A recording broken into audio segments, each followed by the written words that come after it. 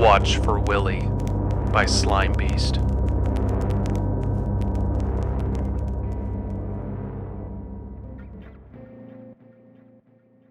I was the meek and quiet kid who never really caused any trouble. By virtue of this, I was also most likely to be forgotten by others during any given childhood game. Picking teams for kickball? Guess who's last? Playing tag? Guess who's off to the side with it, not even glancing over? Hell, I spent 2 hours on a swing when I was really little, when the teacher forgot I was out there on recess.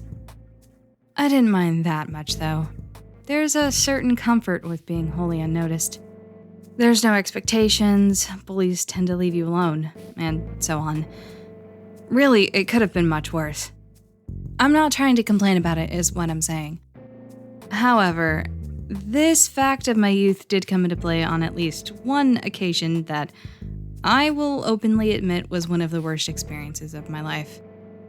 Despite being oft forgotten, even seeming to disappear in the middle of conversations with others, I was always still ready to play another game. To try again at being part of the group. Such was the case on one elementary school recess period when a game of hide-and-seek was called. Everyone hid, and it began seeking. There was a small clearing and some trees near the playground. A spot few kids knew about unless they were going there to do something wrong.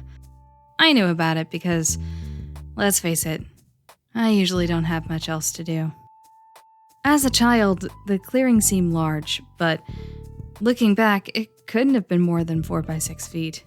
The ground was worn to pack soil, but the foliage all around completely concealed the area. You might be able to guess where this is going.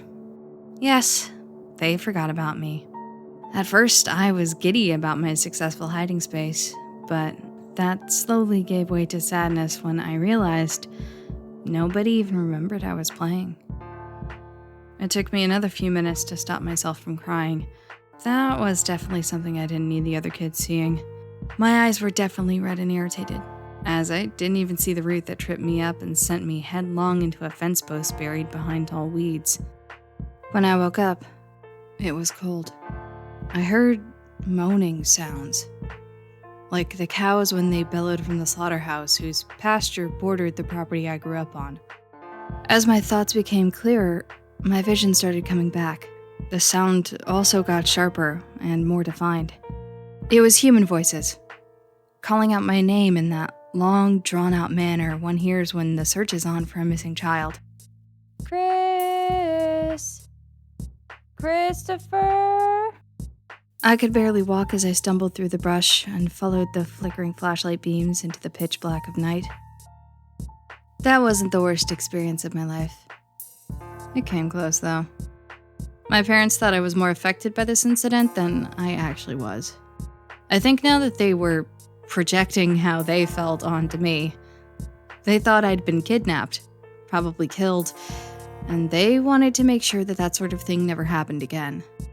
They took me out of school and stopped short of actually suing them over the incident when the school board agreed to some sweeping changes that I didn't really understand at the time. I became even more ostracized. I barely even left the house to play in the yard.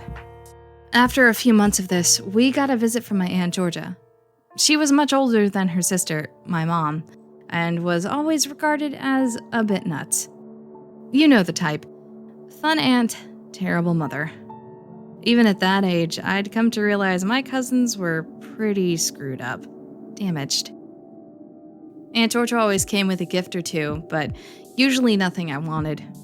It was more about what she wanted to do than what I wanted to get. They were always shirts with weird, nonsensical creatures on them, or bootleg toys with sharp edges and dangerously small accessories. Stuff like that.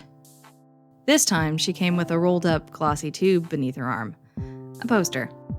I took it from her with the usual sacrifice of cheek-pinching and vaguely wrong kisses directly on my mouth. When I unrolled the poster, however, I was immediately amazed. It was a huge crowd scene full of cartoon characters, each character doing some specific task, like fixing a roof, walking a dog, catching some rays, stuff like that. Every inch of the poster was crammed with little people from edge to edge. It was almost maddening to look over it.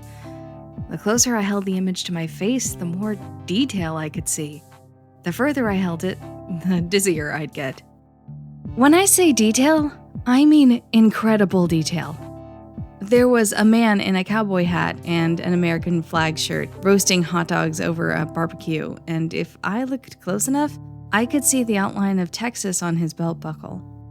Keep in mind, this buckle was about the size of a grain of rice. I thanked Aunt Georgia and immediately told her how much I love Where's Waldo and would hang this up just as soon as I found him. She frowned for a split second. I'd said something wrong. Then I looked at the poster again. In the top left corner was a colorful logo that read, "Watch for Willy."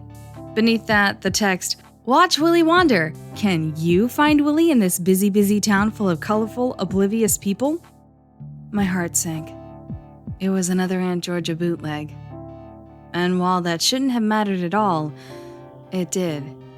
This kind of thing always reinforced what everyone else seemed to be saying. That I wasn't worth remembering, wasn't worth playing with, and wasn't even worth buying a real product for. Yes, it seems greedy now, even to me, but as a child, these things can be crushing. Doing my best to salvage the situation with my childish intellect, I quickly backtracked and told her I meant to say I loved Watch for Willy. Yeah, not my best lie. I hung the poster up in my room with a thumbtack on each corner, mostly because my parents and aunt accompanied me there, and I had no way out of it. It hung on the wall opposite to my bed, where I could always look at it and remember how much I hated it. After they left, I decided to find this Willy person as quickly as I could, just to be done with the thing and use it up. This is where things started to seem odd to me. The poster didn't make any mention whatsoever of who the hell Willy was or how to find him. There was no inset picture of him basically saying, "Find the guy that looks like this," and there were no details to go on. Nothing about how he was dressed, his features, anything. I also didn't know what oblivious meant or what it said about the colorful little townspeople. This was by far the shittiest thing I had ever seen. I knew it was shitty, and I was just a little kid. I looked over the poster for a short while longer, basically just to see if I had missed anything. I studied the guy in his shorts, no shirt, mowing his lawn. His wife was bringing him a lemonade. It reminded me of my parents, so I paid special attention. The only other thing that really caught my attention was a young woman in a bikini who seemed to be dancing around the cool spray from a broken fire hydrant. Basically because she was a young woman in a bikini. Well and truly through with the poster, I left to see Aunt Georgia and my parents again before she left for another unknown span of months. I couldn't sleep that night. It was probably because I had a lot more chocolate than I was usually allowed because Aunt Georgia would slip them to me against my parents' wishes. I clicked on the light and just stared into space for the longest time before my gaze fixed on the poster. Where the fuck was Willy? Walking over to the poster in my PJs and socks, I decided that was the real reason I couldn't sleep. That if I just figured out where Willy was, it would magically take away the twitchy, itchy feeling that was keeping me awake. I started looking over the poster again. Still no sign of who Willy was, what he looked like, or how to find him. Then I stopped looking and moved closer to the poster. Very close. I clearly remember feeling the coolness of the slick surface against the tip of my nose. The Texan was dead. There he was. Cowboy hat, American flag shirt, bent over the barbecue, and on fire. His arms drooping down the side of the grill, with a trail of blood moving down his arm and dripping from his fingertip. The scene was like the rest of the poster, frozen in time. Cartoony, but still incredibly disturbing. I quickly moved back from the image, terrified. I wanted to scream for my parents, but the sound seemed caught in my throat, like a stifled sneeze I wasn't trying to keep in. I got back to my bed as fast as I could and threw the blanket over me. I pulled all my limbs in tightly and didn't move a muscle or make a sound. This was how I stayed for what seemed like forever.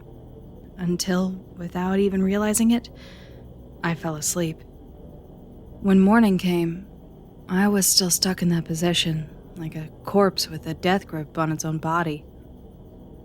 The terror had passed, and I knew it had been a nightmare. It wasn't the first I'd had, so naturally my reaction was to force myself out of bed no matter how unsettling the experience had been. It was just a dream. It wasn't real. I wanted to walk out of the room without so much as looking in the general direction of that poster. I felt like sprinting through the door. However, I knew that if I looked at the Watch for Willy poster again, I'd see that the Texan was fine, and I would reassure myself that everything was as it should be. With a sigh and some fidgeting, I forced myself to look. The Texan wasn't slumped over the barbecue anymore. That's because he was completely gone. This was still disconcerting, but seeing nothing where he once stood was much better than seeing a burning cadaver. So without a second thought, I looked around the scene once again for any clues as to what was going on. The man mowing his lawn was still there, shirtless in the exact same place, but his wife was no longer bringing him a lemonade. Instead, she was at the front door of the house, holding a phone to her ear and looking worried. This still was not as scary as what I'd already seen, so I looked around even more. The man walking his dog was gone. His dog sat obediently in the very spot he'd been previously, his leash sprawled out on the ground with no one to hold it. Other than that, everything was normal, or so it looked. The sheer number of little cartoon people on the poster made it completely impossible for me to truly tell who was missing and who was present if I hadn't already memorized them. I ate breakfast in silence. When my mom asked what was wrong, I told her it was nothing. I don't know why I didn't tell her what was going on. It's not like I thought she would call me crazy or say I was lying. I didn't even think it through that far. I just told her nothing was wrong because I had no idea what was wrong. It wasn't until that night that I thought about the poster again. It was almost time for bed and almost time for me to go back to my room. It suddenly dawned on me that, yes, I was about to go back to a small room with a strange object that was doing something that it shouldn't. I threw a tantrum that night. I didn't want to go to bed, and I screamed and howled and carried on like never before. Having previously been a pretty good kid who never caused a fuss, my parents were shocked and pretty pissed off. In the end, it got me sent to my room even faster. When I got there, I decided to take the poster down. Maybe I'd roll it up and put it in the closet, or maybe I'd just ball it up and throw it away. Would my parents even notice? There was a slim chance they wouldn't, and even if they did, the thing would be gone, and there would be nothing to do about it. I walked up to the thing and started pulling out one of the thumbtacks. Before I could free it from the wall, my eyes were already studying the graphics. I couldn't help it, like when you don't want to see something in a scary movie, and before you realize it, you're peeking through your fingers at the worst moment. The man on the roof was dead. His nail gun lay beside him, and 5 bloody holes now marked his chest and stomach. The ladder that previously rested against the house had fallen over. My eyes darted around again without my permission. The young woman dancing in the water was dead. She was in the middle of the street, face down in pooling water, her dark hair spread out in tendrils with a bloody open wound in the back of her head. Her bikini was even askew, a detail that somehow made it even more sickening, as if she'd already fallen dead with no chance of keeping her modesty. By the time I quickly looked over the whole poster, there were 5 corpses who had suffered various injuries. I didn't know the other 3 because I hadn't studied them yet. I could feel the tears welling up in my eyes and was having trouble getting my breath. I felt disoriented, cold, and shaky. What I would later come to know as a panic attack. I left the thumbtack in place and ran to my bed again. It worked before, nothing got me, so it seemed like the best idea at the moment. It was there, cowering under the covers like the non-human person everyone thought I was, that I eventually calmed down and built up my courage. This was stupid. It was just a poster. A poster I never even wanted. I could take it down off the wall if I wanted to. I could throw it away if I felt like. It was just a piece of paper, no matter how strange or frightening. It was just a piece of paper. Before I even gave another thought to what I was doing, I was at the wall pulling out the thumbtack again. The man on the roof and the girl in the water were missing. So were the other 3 people I'd only noticed after they died. The man mowing his lawn was splayed out in the grass, with a mower over his head, a pool of blood surrounding him. His wife was on the front steps, cut in half at the waist.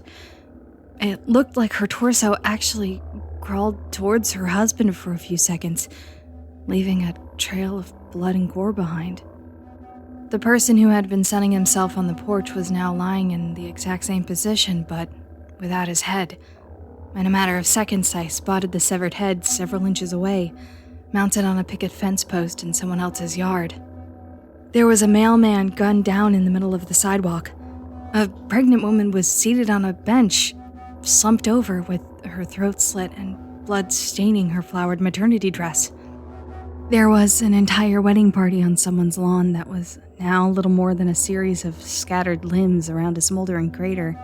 The bride and groom had been thrown from the blast and laid in crumpled heaps at the foot of an oak tree.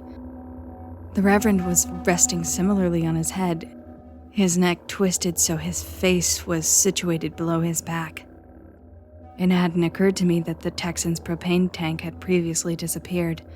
Perhaps the most disturbing of all, to one corner of the poster, a pair of bare human legs protruding from a child's playhouse, a trail of blood left behind from being dragged there and stuffed inside.